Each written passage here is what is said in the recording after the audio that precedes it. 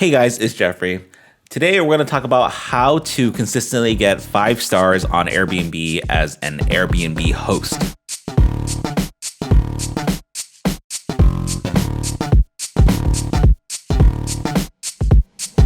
I used to think that Airbnb was simple. You set up a place, you make sure that there's a bed, there's a TV, there's a bathroom, you list it, people come, you make money.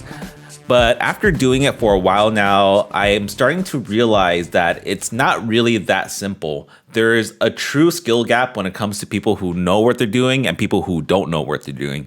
I'm not going to claim that I'm some expert or anything, but I do think that I know what it takes to consistently get 5 stars on Airbnb as an Airbnb host. It's important to keep your rating high for a couple reasons. One is that if you have high ratings, then Airbnb is more likely to promote your listing to potential customers. And if you have a bunch of 5-star reviews, then a lot of options open up to you. You can demand a higher rate. You can more comfortably screen your guests without the fear of going unbooked. And you also have the ability to more strictly enforce your rules and go after reimbursement claims without the fear of getting a negative review, at least without worrying too much about getting a negative review. Because if you have one negative review and 50 other great reviews, then that one negative review isn't really going to matter that much. All right, so how do you get and maintain 5-star reviews? There are basically 6 categories that affect your reviews. And let me see if I can remember off the top of my head. They are communication, accuracy, cleanliness, value, location, and check-in. Did I say check-in twice? I don't think so. Guests do rate hosts on these subcategories, and even though technically the ratings that you get on these subcategories are not actually connected to your overall rating, which is the rating that actually matters, the ratings that you do get on the subcategories are at least highly correlated with what you get on your overall rating. Out of the 6 categories, 3 of them are fairly easy to get a high rating on, and 3 of them are fairly hard to get a high rating on. For the easy categories, those are accuracy, communication, and check-in. For the hard categories, those are cleanliness, location, and value. So for this video, we're just going to talk about the hard categories because for the easy categories, basically all you need to do is put a little bit of effort into it and you should get 5 stars or 4.9 stars, something like that. So we're just going to talk about the hard categories. So let's start off with cleanliness. I put cleanliness as one of the hard categories, but really it's not that hard. However, it is almost always one of the causes of a low rated place. So to get 5 stars in this category, I have 3 tips. Tip number 1 is to look out for hairs. Little hairs are like needles in a haystack, dirty little needles in a clean haystack. They are your greatest nemesis when cleaning. I'm not even exaggerating. The thing about little hairs is that they are hard to see, but once you see them, they are very hard to unsee. I know for me that when I check into a hotel and I see a strand of hair in an obvious place, it's a really big turnoff for me, and I'm sure a lot of people are the same as me. It can be an instant 4-star for people. So what I would recommend is that you have multiple cleaning methods all designed around picking up hair. So what I do, for example, on the floor is I would start off vacuuming, just using a Roomba. And after that, I would Swiffer the place with a dry Swiffer. Dry Swiffers are really good for picking up hair. After that, I would finally actually clean the floor using a steam mop. And then after that, there will still be hair around. So I would use a hand vacuum, especially in the corners, to just look out for little hairs. And I would probably even dry Swiffer a second time just for good measure. A lint roller is also a great way to pick up hair. So I would lint roll the bed sheets, the pillows, the rugs. So as you can imagine, it takes a lot of time to make sure that the place is hair-free. So that leads me to my second tip, which is give yourself a lot of time. It takes about 2 to 3 hours to clean with me and my wife. If I were to clean by myself, it takes about 5 to 6 hours. And this is just for a studio back house that's about 500 square feet. If I were to clean a regular house, let's say a 3-bedroom, 2-bath, it would probably take at least all day, if not 2 days. So if you have a large place or you are doing this by yourself, then it's almost a requirement to have a 24-hour buffer between stays in order to give you enough time to clean. If you want to do a same day turnaround, let's say that your guest checks out at 11 a.m. and your next guest checks in at 3 p.m., that only gives you 4 hours to clean. And that's if you're standing by right after your guest checks out and then you start cleaning right away. That's just too much hassle, in my opinion, too much stress. Just give yourself the full 24 hours.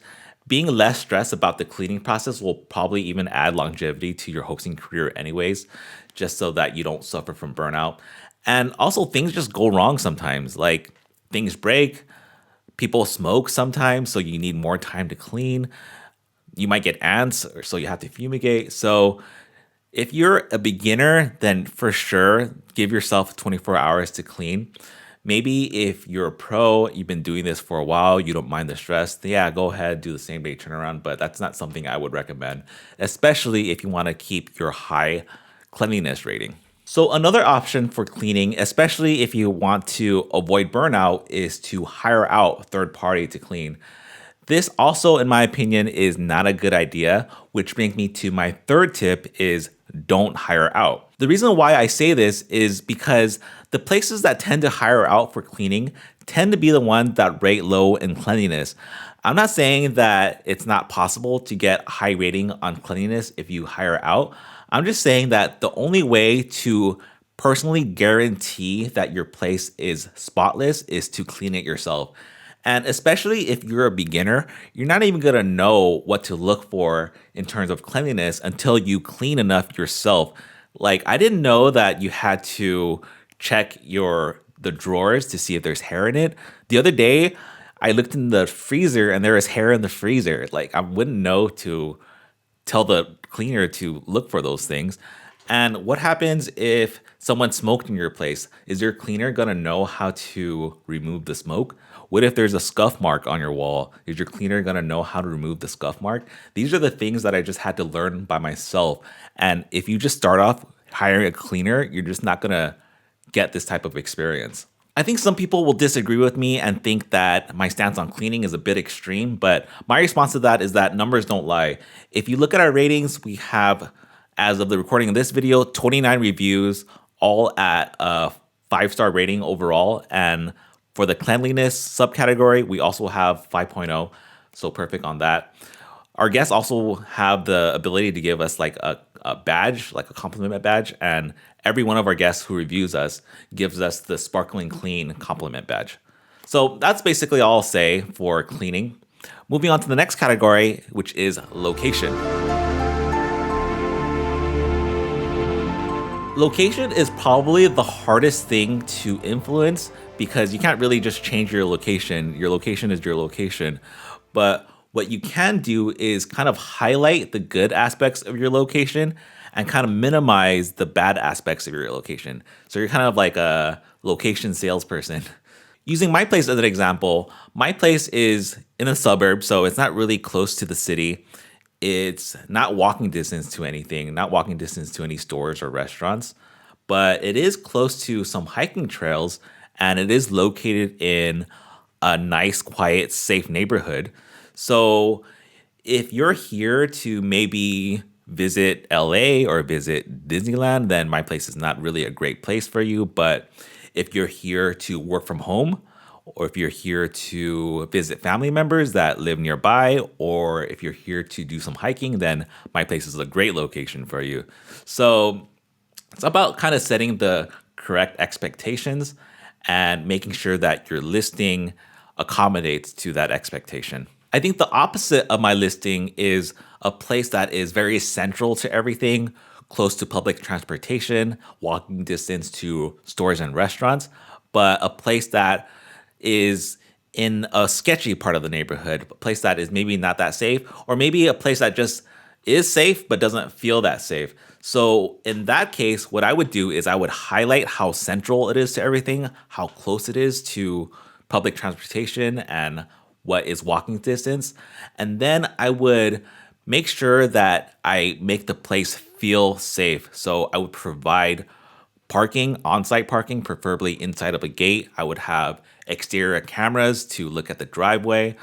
I would make sure that the place is well lit at night. Another thing that you can do to influence location is to give local tips. So I don't actually interact with the guests, but what I do is I place a guest book inside of the unit that shows kind of my favorite restaurants and favorite activities to do that are around the area. So that way, if they look through the guest book and even if they don't go to any of my suggested restaurants or activities, they can at least see that, hey, there are actually a lot of things to do in this area. They just need a little bit of guidance. So just be your own salesperson when it comes to selling the location of your place. All right, so let's move on to the next category, which is value. The biggest factor that influences your value rating is your nightly rate, but we're here to make as much money as possible. So how do we get a high value rating without sacrificing nightly rate? So I think the biggest factor besides nightly rate is the look and feel of your place. How new does everything look? How well designed is everything? How does it just make people feel when they stay inside of it? I'm not saying that you have to remodel your place in order to be successful on Airbnb, but if your place is outdated, I think a remodel of the kitchen and the bathroom would go a long way. They'll be worth it in the long run. Or at least replacing your floor or having a fresh coat of paint, those things would also go a long way in terms of the design and the look and feel of your place. When it comes to design, I obviously don't consider myself an expert in design. I'm not a interior designer or a professional. So take my advice with a grain of salt, but I do follow a couple of simple rules when it comes to design. What I do for color scheme is that I think of color in terms of what would look good on a suit. There's a saying when it comes to wearing a suit for how to pick colors on a suit is dark, light, and bright. So what that means is a dark suit, a light shirt, and a bright tie. So that's kind of what I use as a guide when it comes to picking color for Airbnb or just interior design on a house. If you look at our Airbnb, in our kitchenette, we have dark lower cabinets, which are dark gray. We have light upper cabinets and countertops, which are white. And we have bright handle pulls, which are gold, dark, light, and bright. If you look at our Airbnb in general, like at the walls and stuff, we have a dark blue wainscot, which is the wood paneling throughout the walls. We have light pink walls, which is feminine, but don't be afraid to go feminine as long as you don't go overboard. And we have gold curtain rods and light fixtures. I really think that gold is a really good accent color because it's trendy right now, and also it just looks expensive even though it doesn't really cost that much. As for decorations, you want to have a good amount of decorations without going overboard. So you want to have some books, some trinkets, some throw pillows, maybe even some shelving, some artwork, or some wallpaper. I just don't go crazy, don't go overboard. But people tend to under decorate rather than over decorate. So I would skew towards over decorating rather than under decorating because probably you're going to under decorate. Another easy way to rank high on your value rating is to just give away free stuff. Like give away free drinks and snacks, give away hotel-like amenities like soap and toothbrushes and whatever. When I decided to give away drinks and snacks, I was actually really surprised at how often people don't drink and eat whatever I give them. I would probably give like $5 to $6 per stay of drinks and snacks, and probably people would maybe eat like $2 worth. So whether or not they eat it or not, drink it or not, it's more of just like a nice gesture. When it comes to like hotel-like amenities, what we do is we give them little bottles of shampoo and body wash. We give them toothbrushes and razors. We even give them face masks, like the spa face mask that you put on your face for like 20, 30 minutes. We give them makeup wipes. On average, we would probably give them like, again, $5, $6 of of these hotel-like amenities, but people really don't use these either. On average, they probably use like $1 worth of these amenities per stay. But again, it just makes them feel nice. It's a nice gesture. So really, it's not about the amenities. It's about the feeling that the amenities give my guests. What I want to do is I want to create a nice, luxurious, welcoming feeling. And that applies to the amenities and the design of the place. Because my guests, they're not going to even remember like 5 years from now how the place specifically looks like, but they'll remember how the place makes them feel, and good feelings equal good value. So that's it for this video. For my next video, which will also be about Airbnb, I'm going to talk about the Airbnb $1 Million Host Program, which is the insurance that Airbnb offers its hosts. I'm going to talk about my thoughts on it. I'm going to go over it and talk about whether or not I think it's any good or if it's just a marketing ploy. I think that video is going to be pretty good, so make sure to like this video and subscribe to this channel so you don't miss out. As always, thanks for watching, and I will see you in the next video.